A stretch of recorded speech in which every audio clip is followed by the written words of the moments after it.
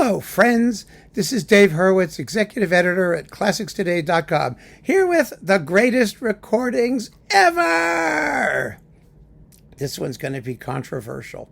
I know it's going to be controversial, but I'm sticking to my guns. We're talking to Beethoven, Symphony number 7. Now, there are many fine performances of Beethoven's 7th, but I still maintain it's one of the most difficult of all the Beethoven symphonies to do. It's difficult because it is so dependent on rhythm and the repetition of small rhythmic cells. Now, you know the first movement, right? Bump ba dum bump ba dum bump ba dum bump ba dum bump ba dum bump ba dum. You know, how do you do that and get through the movement without making it sound mechanical or monotonous? It's not so simple. You also have to have fabulous horn playing throughout. I mean, just amazing horn playing, dynamite horn playing. And then, of course, the second movement is gorgeous and everybody loves it, but it's also quite repetitious. It's dum, bum, bum, bum, bum. I'm getting my feet chewed off by Mildred.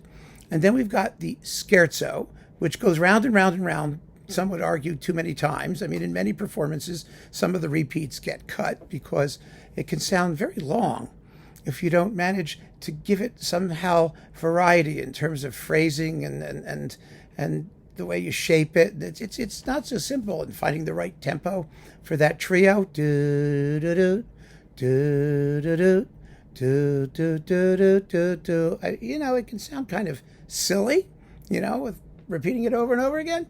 And then the finale, which is just a volcano of excitement and has to maintain it all the way to the end. It's tough. It's a very, very, very difficult symphony to do. And so, despite the fact that there are many wonderful performances, beginning with that old New York Philharmonic Toscanini recording from like 1929 or whenever the heck it was, or 30-something, there have been others. There's Zell, of course, in Cleveland, Bernstein in the Vienna Philharmonic and the New York Philharmonic. He always did the 7th really well. Blomstedt with the Staatskapelle Dresden. I can think of a bunch of really fine Beethoven 7ths. But there is one that I would unambiguously maintain is one of the greatest recordings ever. And one of the qualities of greatness, see, I'm delaying telling you which one it is. Well, I mean, it's in the description of this video, so you know, if you want to look, you can, if you haven't already. But the bottom line is, one of the hallmarks of greatness is character, personality, vividness, some sort of communicative immediacy that you just don't find anywhere else. And this performance has that in spades. I am referring to Thomas Beecham and the Royal Philharmonic. Yes, that's it. I think I did it right. Yeah, the later tradition. Beethoven, later tradition of what? Anyway, you got Beethoven's 7th in here, the 2nd and 7th symphonies, and also the most amazing recording of the Ruins of Athens music in the universe. Play the chorus of dervishes from the Ruins of Athens for your friends and ask them who wrote it. That'll get them. But this Beethoven 7th is really something else. No, Beecham doesn't go in for all the repeats. He's not going to do that. That was not his generation of interpreters, of conductors. He just wasn't. But this is a performance that solves all of the problems of movement that Beethoven's 7th poses, and does it in the most Beecham-esque possible way.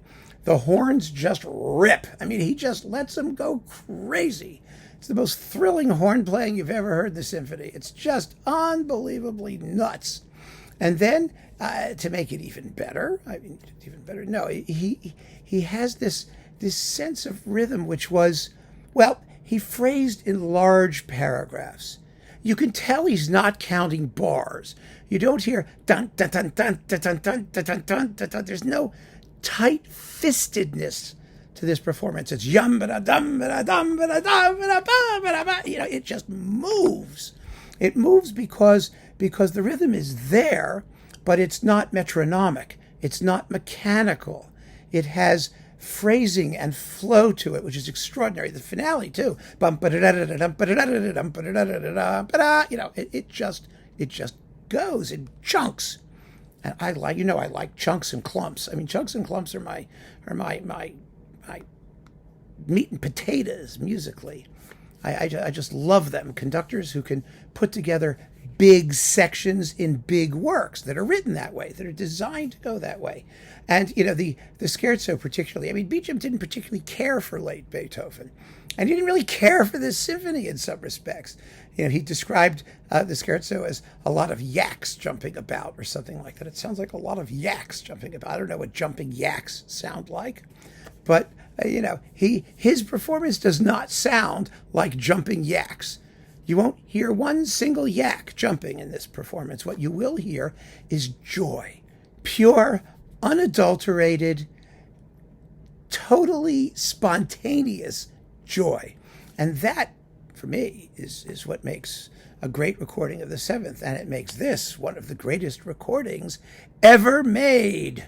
So give it a listen. You'll be shocked if you don't know it. It will thrill you beyond belief.